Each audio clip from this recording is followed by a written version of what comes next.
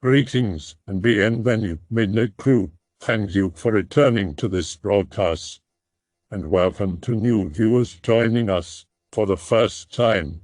If you like a video, then feel free to subscribe. A strange story from when I was a kid. This is a story from years ago, when I was just a kid and didn't know much about things, as I do know, although even at the time I knew something was wrong. I regret not saying something at the time, but as a kid it didn't occur to me. I used to attend an elementary school when I lived in Texas, which was relatively ordinary in most ways, or at least I thought so at the time. However, it was unique in that it wasn't next to any main roads. To get to the school, you had to take a long, winding path from the road down the school grounds, so it was very isolated. I suppose that was meant to be good, as it meant that strangers weren't likely to just stumble onto the campus. There was only one road in and out, so it would be noticeable if someone arrived at the school that shouldn't be there. Along with that, the school had a nice field that was utilized for recess, which was blocked by the school on one side and a big forest on the other. I remember that the teachers gave us a lot of leeway, but they didn't like us to go too close to the woods. I always figured that they just didn't want the students to wander off into the woods by accident. But looking back on it, maybe there was more to it.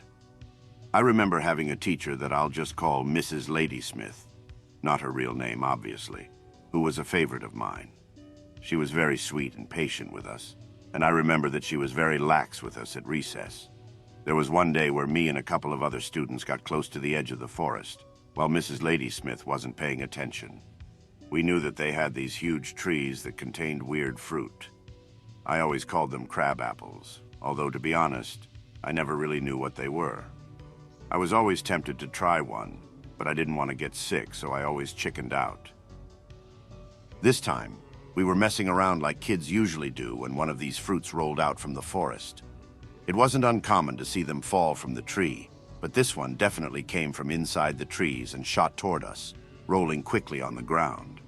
It was weird, sure, but I don't think we thought very much about it. I will say that if I recall, the fruit did look a bit off from the others, but that could have just been my imagination, so who knows. Regardless, the fruit sparked another conversation about it and whether or not we should try it. The majority of the kids thought it was a bad idea, but a friend of mine that I'll call JJ was foolish enough to want to try. He wasn't super popular, so maybe he was hoping to get some weird elementary school notoriety or something, I don't know. We all looked on at him as he took a bite, and as he did, I remember feeling confused. He looked fine at first, but then he fell to the ground, shaking his head a bit. We figured it must taste really bad, and JJ jumped up again right afterwards, so most of us shrugged it off. However, I remember looking at him and seeing his eyes. They looked strange and hungry and cold. In hindsight, I can recognize it as the eyes of a desperate man, which is something this kid should not have had. Recess was just about over, so we were all heading back, but JJ stayed at the back of the crowd. As we lined up to go inside, I saw him sneak back to the trees and dart into the woods. And maybe this part was my imagination, but I could have sworn I saw a tall figure leading him away, deep into the woods. As a kid, I figured I was just imagining things and I didn't want to get JJ in trouble. So I just stayed silent when Mrs. Ladysmith found out that a kid was missing. She was understandably worried, and we were stuck in another teacher's class for the rest of the day. The next day, and for the rest of the year, we were stuck with a substitute teacher, and we were told that Mrs. Ladysmith had been in a motorcycle accident with her husband. Alongside that, JJ was gone too. Although I knew he had gone into the forest, we were told that they found him in the forest and suspended him for weeks, and then got told that he was moved to a different school. I was just a kid, so of course I accepted everything they told me, but I always had a thought in the back of my mind whether that was really the truth. I just remember thinking about JJ's eyes and that tall figure in the forest, but I'd always brush it aside and trust in what those teachers told me. Mrs. Ladysmith wasn't gone, as we all saw her return at the start of next year, but she was not the same. The obvious and quite sad news was that she was in a wheelchair, paralyzed from the waist down. It wasn't just that, however, but also the look in her eyes. It was quite sad, and also fearful. It's natural to assume that she was simply hopeless after losing the use of her legs, but I think it was something more. Of course, Recess was, from that point on, incredibly strict with her as our teacher, and I always noticed her counting us constantly during those breaks, as if to assure herself that we were all still there. I remember once trying to ask her about JJ and about her accident, and she immediately looked a bit panicked. I remember her looking around frantically and telling me that I shouldn't ask about those things anymore, and that everything was fine, and then made me go back and play with the other kids. I ran back to join the crowd, but I did look back at her and saw that she was still panicked, and looked at that forest with what I can only describe as eyes filled with dread, a fear of what might happen. Over time, I got older and moved to different states and mostly forgot about a lot of this, but looking through my old elementary school yearbooks brought it all back. In the end, who can really say what happened? The truth might just be that a teacher was ashamed of her negligence, and the accident was coincidental, and maybe JJ really did get transferred to a different school. Could I have really seen someone in the forest, so far from any roads? I know the mind of a child is prone to create many things, so even if it was my memories, I don't know if I should trust them. However, every time I think about this nowadays, I just can't reconcile the looks in their eyes. They didn't look normal, and that part of those memories is crystal clear to me. It's probably nothing, but I can never be 100% that there's more going on, and the possibility is always going to haunt me, just a little. Weird shit in the Texas night. Had a bit of a weird brush tonight with something, I don't know what it was, but I can tell you it was not pleasant. The dogs were antsy all evening. We got some hellish rain lashing things here for several hours with a front, and it kept me from taking her out to piss for the evening. Cut to around 3 a.m., the dog won't stop bugging me. Normally when she has to go, she scoots on the tile. When I ask her if she needs to go out, she just bounces around instead and whimpers. Tired of getting my legs scratched up by her, I go ahead and go get my shoes and get the little dog ready to go out. Now I live in a very rural part of Texas, deep in the eastern oaks and pines. This area the house sits on is an acreage that belonged to a plot in our neighbor's family stretching back to when this was still a Spanish colony. There's an ancestral graveyard of theirs across the way and a sunken church overgrown and swallowed up by the woods straight across the way. I've seen some things when it comes to those places. Not fond of that in the least, in any case. I lead the dog out, and the whole time I have just the worst pit in my stomach. I hadn't seen what outside looked like since before the rains and the sun was still up. We get outside and immediately I'm just struck with how spooky it looks outside. A thick mist was swirling about the hills, and it was a high full moon. Pick unrelated. Dog pisses pretty quickly and close to the house, which is odd, but not too out of things considering how long she had to wait. However, she leads me further down the driveway after that, acting all perked up. Admittedly, so am I. My hairs stand up straight on my neck and I can't shake this weird dread. The dog then stops near the end of the drive before the gate, ears and tail perked at alert and staring hard out towards the general direction of the graveyard across the way. Initially, I'm thinking maybe she saw a frog or a raccoon or one of the cats or something, but as I'm scanning around, I get this nasty feeling that I'm not allowed to be looking over that direction, and that my scanning around for what my dog clearly sees is tempting something bad mighty hard. Not wanting to wait around to find out, I call the dog. It's like pulling teeth getting her to break her vigil, glaring out to the corner of the yard. It's around then I kind of notice that despite the fact that it's a full moon, I'm having a hard time seeing things. It's all too dark, which is really weird considering I usually have really good night vision. I hurry the dog back towards the house, making sure not to run, just in case it's an animal stalking us. I've had an escaped panther from the exotic ranch up the way stalk me out here before, but we also have bobcats, cougars, and such as well. The whole walk back, I felt more than ever we were being watched, and whatever it was wasn't friendly. By the time we made it back inside, I finally noticed that there was zero noise outside save for the distant rumble of highway traffic a mile up the way. Normally, after rains like this in this season, we have a cacophony of crickets, frogs, and bats echoing about. It only gets this quiet when it's the dead of winter and everything's frozen.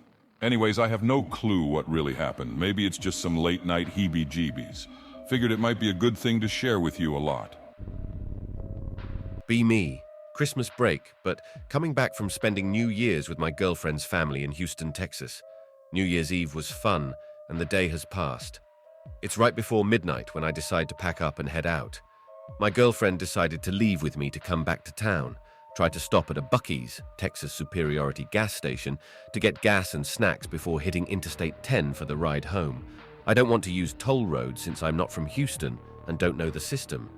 Google routes me to the nearest Buc-ee's avoiding tolls. I assume it's the Buc-ee's in Katy along Interstate 10, right before you leave the Houston area. Took me to the smallest Buc-ee's I've ever been to, literally regular gas station sized. Me and my girlfriend found it odd, but whatever. Wrong Buc-ee's, but we will be fine. Get snacks, gas, and I get a lot of cold brew coffees for the overnight drive, knowing my girlfriend will likely just sleep the whole trip. We put in my house on Google Maps as we leave, but avoiding tolls again. End up on some back roads with no lighting. Leads us to a train track with a train going by. This is when the nope meter started ticking. Lock the doors, put on brights, be Texan, so grab Beretta 92 with Surefire 300 from backpack and wait for the train to pass on this pitch-black road. Tall East Texas pine trees touch the black night sky, boxing the light out from the road we are on. The train finally passes. Me and my girlfriend are a bit spooked from the environment, but are fine otherwise should have listened to the spidey senses and tried to hit Katy Interstate 10 to get me on a main road after that, but decided against my better judgment to continue the path my girlfriend plugged in. I assumed at this point the backroads would end and I would soon hit Interstate 10 and feel less spooked by the unilluminated backroads. I was wrong. Moments turned to minutes, and I soon realized after that I was on a separated highway that parallels to Interstate 10. This road is a literal parallel to it called Highway 90A. My girlfriend and I zoomed out on the maps to see it eventually connected to Interstate 10, but in about 50 miles as far as I could remember. Holy shit, .mp4. 50 miles of desolate, unilluminated backroads. Being a man, I have to act tough, so I play cool. No worries, you can just go to sleep and I'll get us home, I said as my girlfriend was complaining about how she was a bit scared. Moments after my girlfriend fell asleep, the world became foggy, really foggy. I know it sounds cliche, but this fog really set the panic mode in me when I saw it coming. I remember I bought fog lights a couple months ago to install on my 90s Jeep XJ. I remember I never installed the bastards. Great. Turn on the brights. Blinded by cloud. Damn. The roads are damp and I can feel the traction my tired get lessen on the turns in the dark, wooded road. Pass through a couple of ghost towns. Not a soul, not a single car in them. Speed limit 5 miles per hour. Orange lights illuminate the city enough to see through the fog. Little shops with pitch black windows. Felt like fake towns, but I'm sure they're real and just everyone's asleep in their little homes around here, I tell myself. Can't speed for fear of local police setting speed traps. Go through towns with no issues, just more creepy environments. On the final stretch between those small towns and the remaining 20-ish miles before it connects to Interstate 10, roads return to the narrowed, unilluminated, tall Texas oak trees tunnels. Texas oaks at night look like 1,000 bent-up fingers reaching for the sky at night through the fog. Throughout the whole trip so far, I have encountered exactly 0 other cars driving behind me or coming from the opposite way. This is a 2-lane backroad highway for rural type. The road winds left and right now, meandering up and down, left and right. Deer shoots out across the road, giving me a good jump scare. Whatever. Going up a little hill. Crest little hill to see a bit of a valley that leads up to another hill. At the bottom of the valley, I see something. Something turns into somethings and they're reflecting, but I can't tell because of the fog. As I get closer, I slow down on the descent down the small valley. The road is blocked off by a series of orange cones. In Texas, if roads are being worked on by construction, there will be signage, road work ahead, traffic fines doubled, the works. This had none of that. Just a wall of cones at the bottom of the valley. I slow down to 20, then 10. As I get within a few hundred feet of this, I turn on my brights as well. As soon as I turn on my brights, the side of the road then becomes visible. A group of men wearing all black hiding in the tree line with a black car awaited me. Floor it through the cones. past the bottom of the valley, and start climbing the hill at a rapid pace. All of this happens within a few seconds. When I reach the top of the hill, I see headlights perpendicular to the road turn on. Holy shit, they're gonna chase me. I drive at Mach 8 speed, as fast as a 90s Jeep will go, through the heavily wooded, foggy backroads of Highway 90A, flooring it on the straights, working the brakes and gas pedal on the turns. Initial D.MP5. See headlights in the far distance behind me. Realize that if I drive too fast in a panic, I might lose traction and fly off the road. Easy pickings for whoever they are and whatever they want. Keep a fast pace for the next 5-ish miles.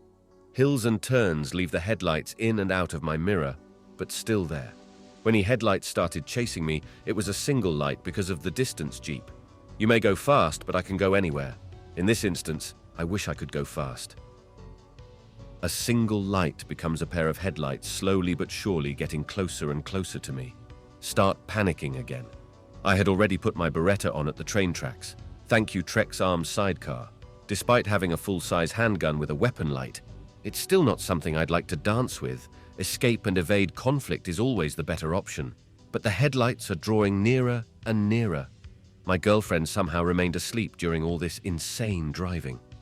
I am in a world of panic, knowing I'm responsible for her safety and a band of potential axe murderers, cultists, highway robbers. We're literally chasing me for the past 20 minutes. By the grace of God, Google chirps up to say, in 1 mile, take a right to get on Highway Interstate 10. The fog is lifting, ambient highway light pollution is increasing, and suddenly the pursuing headlights turn around. As I turn onto the direct connector to Interstate 10, a wave of relief washes over me. My girlfriend wakes up and yawns and stretches. Yawn, hey, we're on the highway. I try to respond, but my throat is tight from stress. My voice cracking and I mutter out, yeah, we're almost home. She laughs and says okay, and proceeds to fall back asleep. So that was the time I almost died from highway robbers or cultists, who really knows. On or about September 25, 1973, I was enrolled in a doctoral course that met from 7 p.m. to 8:30 p.m. at Baylor University. This course meets 2 nights a week. After class, I was driving west for home when I noticed a bright light above Lake Waco. At first, I thought it was the planet Venus. However, as I continued to drive toward the lake as I lived on the west side of town, I noticed that the light was appearing more and more to my right. So I knew it wasn't, but it was probably a helicopter. 2 nights later, as I drove home from class, I noticed the same light again. Since I wasn't sure if it was a helicopter or something else, I thought I would check it out. Instead of returning home, I drove over the bridge at Lake Waco and took the first exit to the right. This led to Spiegelville Park. I could see the craft was on the west side of the lake in a stationary position with a white light pointing east. As I approached the craft, it turned off the light and moved to the southwest. I could tell it was a black triangular craft. It crossed the highway, and I followed it. I got back on the highway and watched the craft cross over the highway and settle behind a clump of trees on the south side of the highway. I then took the next exit and crossed over on an overpass to the area where I saw the craft go down. I could not see the craft as I drove slowly past the trees. The road curved back east, and I pulled up about 100 yards, turned off my lights but left the engine running. Looking in my rear-view mirror after a few moments, I saw it slowly rise from the trees and come toward where I was parked. It then pulled up to where I was on the other side of the fence. It turned to face me and remained motionless, making no sound.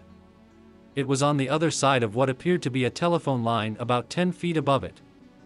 I could definitely tell that the craft was black, triangular in shape, about 20 feet wide and 30 feet long. It had a cockpit with a greenish hue inside, and I could see the shadows of 3 small heads peering down at me. After about 4 or 5 minutes, a green light appeared on my vehicle, causing the engine to die. I tried to restart it without success. I tried turning on my lights and radio, but nothing worked. Getting nervous, I locked my door. I sat there for a good 15 or 20 minutes, trying every 2 or 3 minutes to start my engine. Finally, the engine turned over, and I drove down the road about another 100 yards where I put on my lights and turned around. As I drove past the craft on my left, It hadn't moved. When I got back on the highway heading east, I could see it was still there. About 3 years later, I saw what appeared to be the same craft above the lights at the south end of the La Vega football field. It was apparently observing a football game. My family and I headed to my wife's family for dinner. And I wanted to drive over and show her what I had seen years earlier, but she didn't want to see. I hope that you enjoyed tonight's broadcast. If you enjoyed tonight's story, then please subscribe to the channel as more green texts will appear daily. A new broadcast will appear when the clock strikes midnight Central Time.